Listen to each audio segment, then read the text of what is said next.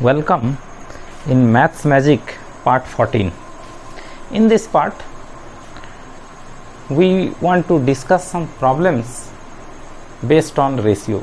In the previous part, we discussed about ratio, what is ratio, and some basic problems also related to ratio. In this part, let us see few more important type of problems which can be solved by using ratio, जिसको ratio से हम लोग बना सकते हैं। ऐसा कुछ important problems देखा जाए इस वीडियो में। देखिए एक प्रॉब्लम्स कलेक्ट किया गया है। A can do a piece of work, A can do a piece of work in 15 days। ये कोई है जो इस एक काम को कर सकता है 15 डेज में। B is 50% more efficient than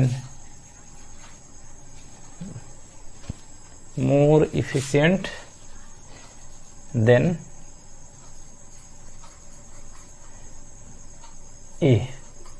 B एक है दूसरा आदमी, वो 50% मोर एफिशिएंट है, 50% more efficient then A.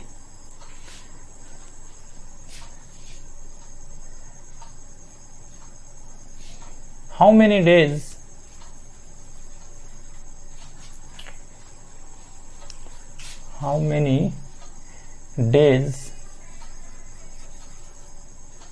B will take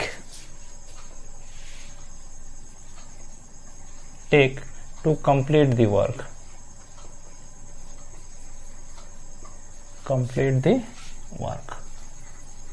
ये हमारा सवाल है आज का पहला। A can do a piece of work in 15 days, ए कोई काम को 15 दिन में कर सकता है। B is 50% more efficient than A, B जो है वो ए से 50% ज्यादा इफिशियंट है, ज्यादा काम कर सकता है। हाउ मेनी कर दीजिए, हाउ मेनी डेज यहां कर लीजिए, how many days B will take to complete the work. B कितना दिन लगाएगा उस काम को पूरा करने में। ए 15 दिन लगाता है, बी उससे 50% ज्यादा काम कर सकता है, मोर इफिशियंट है, तो बी को कितना दिन लगेगा उस काम को करने में, ये आपको निकालना है इस क्वेश्चन में। सो यहाँ मेनली इसको यूनिटरी मेथड से भी बना सकते हैं, लेकिन यहाँ हम लोग सीखेंगे कि how to use ratio to solve this type of problems. And ratio can also be used to solve this type of problem, that I want to say here. See, two persons are there, A and B. If we find the ratio of A and B to do the work, A और B का काम करने का जो दिन है उसका क्या रेशियो है, तो ये निकल जाएगा कि A B से कितना गुना ज्यादा दिन में काम कर सकता है, B A से कितना गुना ज्यादा दिन में काम कर सकता है, या कितना गुना कम दिन में काम कर सकता है। In the previous video we have seen ratio of A and B shows how many times first one is of second one। जैसे दो है ए और बी का रेशियो, ये बताता है कि ए बी का कितना गुना है। Ratio of A and B shows how many time the first one A is of B। ए है रेशियो, तो A का काम करने का डेज और B के काम करने का डेज का अगर हम लोग रेशियो निकाल लें तो ये पता चल जाएगा कि A B से कितना गुना ज्यादा दिन में करेगा, B A से कितना गुना कम दिन में करेगा। तो A तो 15 दिन में करता है, तो B कितना दिन में करेगा हम लोग निकाल लेंगे। जरा देखिए, इसको देखने के बाद और क्लियर होगा। ए का पहले इफिशियंसी ले लीजिए, तो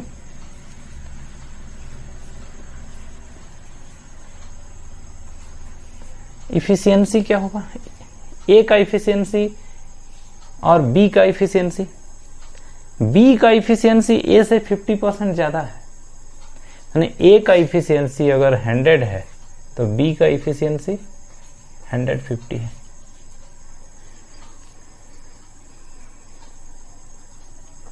ए का इफिशियंसी अगर 100 है तो बी 50% ज्यादा है, माने बी का इफिशियंसी होगा 150। और डेज कितना लगाएगा दोनों, ये इंपॉर्टेंट है। देखिए जिसका इफिशियंसी ज्यादा होगा वो उतना ही कम डेज लगाएगा, और जिसका इफिशियंसी कम है, जितना कम है वो नंबर ऑफ डेज उतना ही ज्यादा लगाएगा। तो ये जो इफिशियंसी का रेशियो है, जब डेज का रेशियो निकालना होगा, माने दोनों को कितना कितना दिन काम को करने में लगेगा, तो ये जस्ट रिवर्स हो जाएगा, 150:100, ये हम कहना चाह रहे हैं।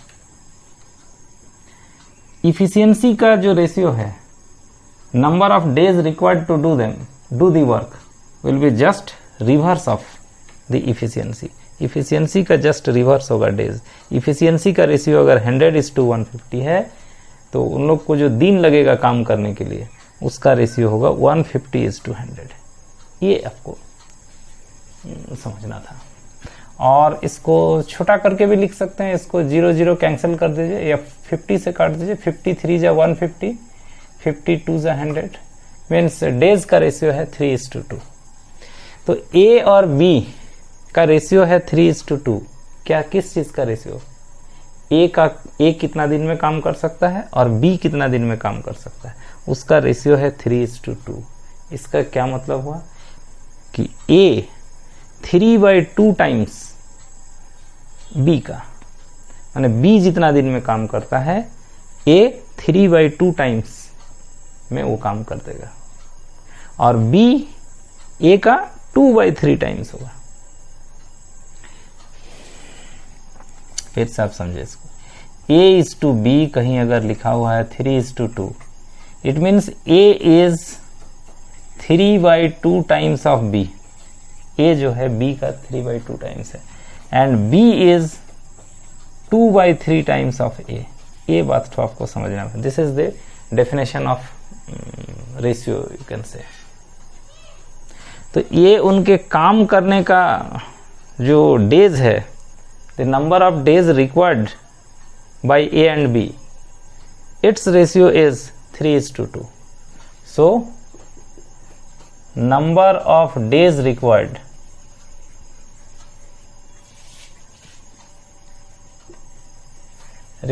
by B को कितना दिन लगेगा? B को A का 2/3 टाइम्स लगेगा। 2/3 टाइम्स लगेगा किसका? ए का। ये देखिए, ए को कितना दिन लगता है? ए को 15 दिन लगता है, तो बी को लगेगा 2/3 इंटू 15 डेज। इतना दिन लगेगा बी को, और ये हो जाएगा 3 5 जा 15, तो 10 डेज। तो ए को अगर 15 दिन लगता है तो बी को कितना दिन लगेगा? 2/3 टाइम्स, मतलब 10 days. This is the concept, this is the means way of solving this type of problem by using ratio. और भी तरीके से ये बनता है, लेकिन फिलहाल यहाँ हम लोग ये देखना चाह रहे हैं कि रेशियो का यूज कैसे होता है। लेट अस सी वन मोर प्रॉब्लम। एक दूसरे टाइप का प्रॉब्लम देखिए जहां रेशियो का यूज करेंगे। If anyone is new in this video, you must see the previous video first. उसमें उसका डेफिनेशन बताया गया ना रेशियो का, part 13। You must see first part 13, then part 14. Let us see one more problem.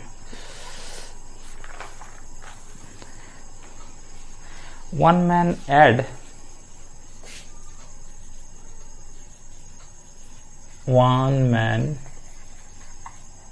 add 2 liter water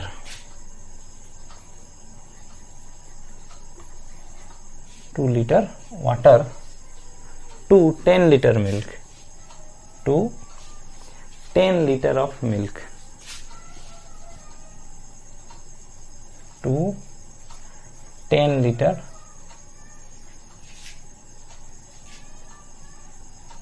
milk. Okay, one man add 2 liter water to 10 liter of milk, and another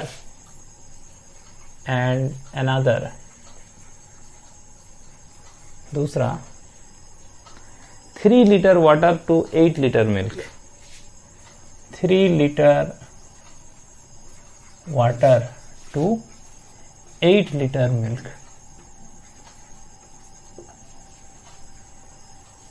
Question is, what is the ratio of the strength? What is the ratio of the strength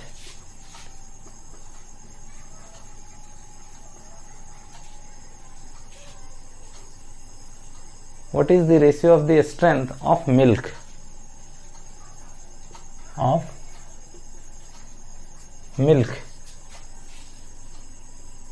in the two mixture, in the two mixture?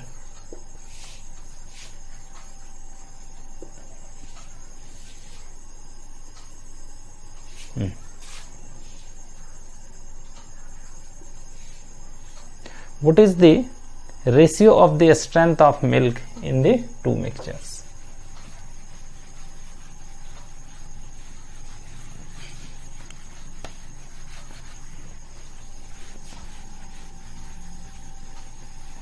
जरा समझिए इसको, question को फिर से।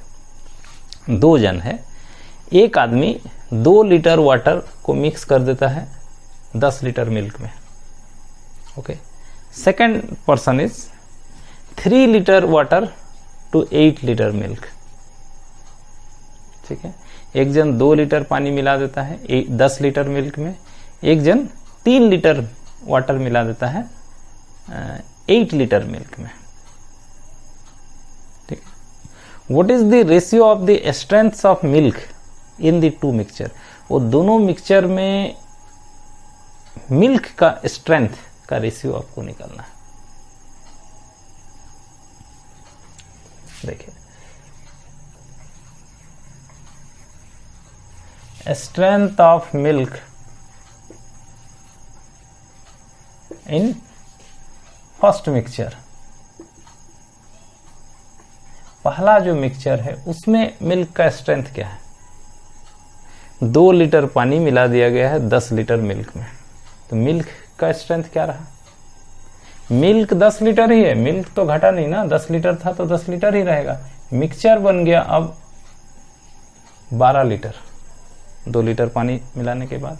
तो milk का strength in term of ratio we can say 10/12, 10 out of 12, 12 में 10, 10/12 is the ratio of milk in the first mixture.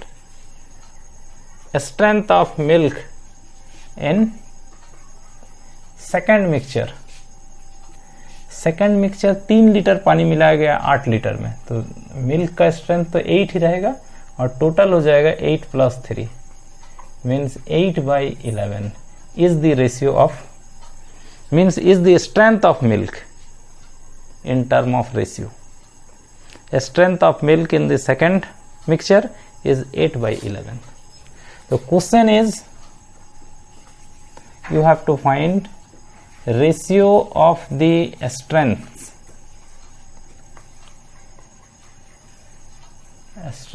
of milk क्या होगा? पहला जो मिक्सचर है उसमें मिल्क का स्ट्रेंथ है 1/12 और दूसरा में 8/11, तो this is the ratio of the strength of the milk. Milk का स्ट्रेंथ का रेशियो माने पहला में इतना, रेशियो दूसरा में इतना। Now you can simplify it. ये भी एक इंपॉर्टेंट है कि रेशियो को इस तरह से सिंप्लीफाई करते हैं। ये दोनों साइड सेम थिंग मल्टीप्लाई कर सकते हैं, दोनों साइड सेम थिंग से डिवाइड कर सकते हैं, इसको क्रॉस मल्टीप्लिकेशन भी कर सकते हैं आप। This can be written as 11:10 means 110 is to 8 into 12. In this way also you can write. ये और ये सेम है, ठीक है। या ऐसा कर सकते हैं 12 और 11 का एलसीएम एचसीएफ पढ़े एक दो वीडियो पहले। 12 और 11 का एलसीएम होगा 12 इंटू 11, तो 12 इंटू 11 से आप यहाँ भी मल्टीप्लाई कर सकते हैं, तो ये आ जाएगा। या ऐसे क्रॉस मल्टीप्लिकेशन ले लीजिए, बात बराबर है। आप दोनों को सेम चीज से डिवाइड कर सकते हैं, 2 से डिवाइड कर दीजिए, ये हो जाएगा 55 इज टू ये कितना हो जाएगा 48। सो strength of milk in both the mixture are in this ratio 55 is to 48। ये हुआ मिल्क के स्ट्रेंथ का ratio. In this way we can use ratio for solving problems. Let us see one more problem.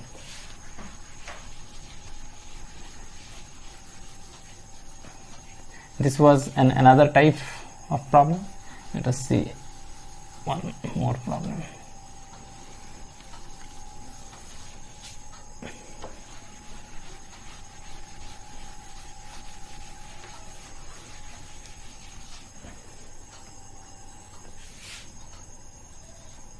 Third number. 3 numbers are in the ratio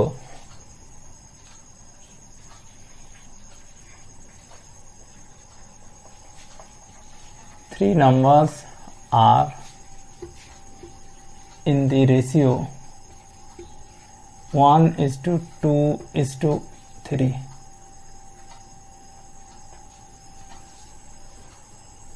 Okay, so that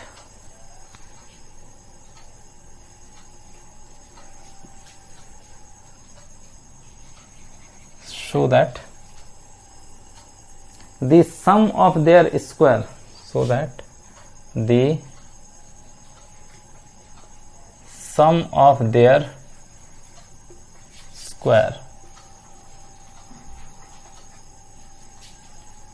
so that sum of their square is equal to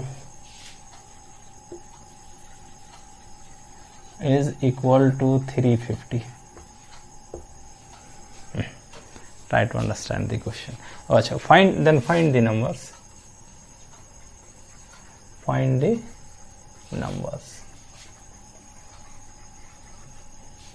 This is what is your problem. Let us see how can we use a ratio to solve this type of problems. 3 numbers are in the ratio 1 is to 2 is to 3. 3 number है जो उस ratio में है। तो ratio में अगर है, let the numbers are, देखिए क्या क्या रेशियो में है, 1, 2 और 3 रेशियो है तीनों का। तो आप तीनों अगर रेशियो में है तो सेम कांस्टेंट क्वांटिटी से तीनों को मल्टीप्लाई कर सकते हैं। So we can take first number as 1x, second as 2x, third as 3x and 3x कर लीजिए। इसका रेशियो है ना 1 is to 3, 1 is to 2 is to 3, तो सबको एक कांस्टेंट क्वांटिटी से मल्टीप्लाई किया जा सकता है। तो let us multiply them by x. तो 3 numbers are 1x, 2x and 3x we can take. According to your question, ये इस तरीके से है कि the sum of their square, इसका स्क्वायर प्लस इसका स्क्वायर प्लस इसका स्क्वायर, ये हुआ sum of their square, is equal to 350. तो आपको नंबर्स निकालने हैं तीनों की, कितना कितना होगा तीनों। यहां से x निकाल लेंगे। x निकालने के बाद your first number will be 1x, second 2x, third is 3x. So let us find x from here. it is x square, it is 4x square, it is 9x square equal to 350. So it is 4, 9, 13, 13 and 1, 14, 14x square equal to 350. So x square equal to 350 by 14. How much it will be? Divide by 14. 14 in this way direct you can divide. 14 2 is 28. तो बचेगा कितना? 28 हो गया. तो 28 means 2, 35, 7 बचेगा. 7 और 0 70 होगा. तो 14 5 जा 70. इस तरह सब डिवाइड कीजिएगा. 14 2 is 28 तो बच जाएगा 7, 0 70, 14 5 जा 70. सो x इक्वल टू, इसका रूट लेंगे, पॉजिटिव रूट्स लेंगे, यहाँ नेगेटिव रूट्स नहीं लेंगे. तो positive roots 5. So value of x, वो जो कांस्टेंट हम लोग चूज किए हैं, that can be taken as 5. Therefore first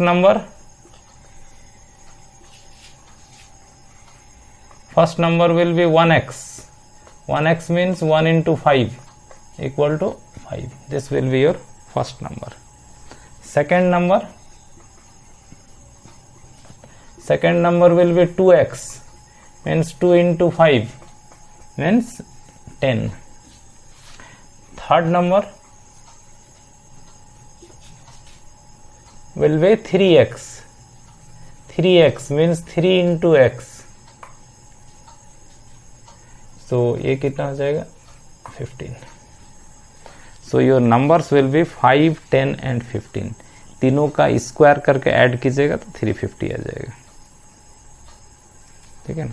ये देखिए ना, 15 स्क्वायर आ जाएगा 225. ये हो जाएगा 100, 225 प्लस 100 325 और इसका 25 मिलके 350 हो जाएगा.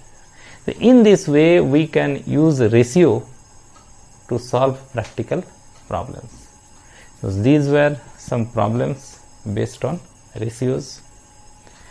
Few more problems you can try by yourself. In the next video we discuss proportion. Ratio then proportion. So go on watching Maths Magic. Thank you for watching.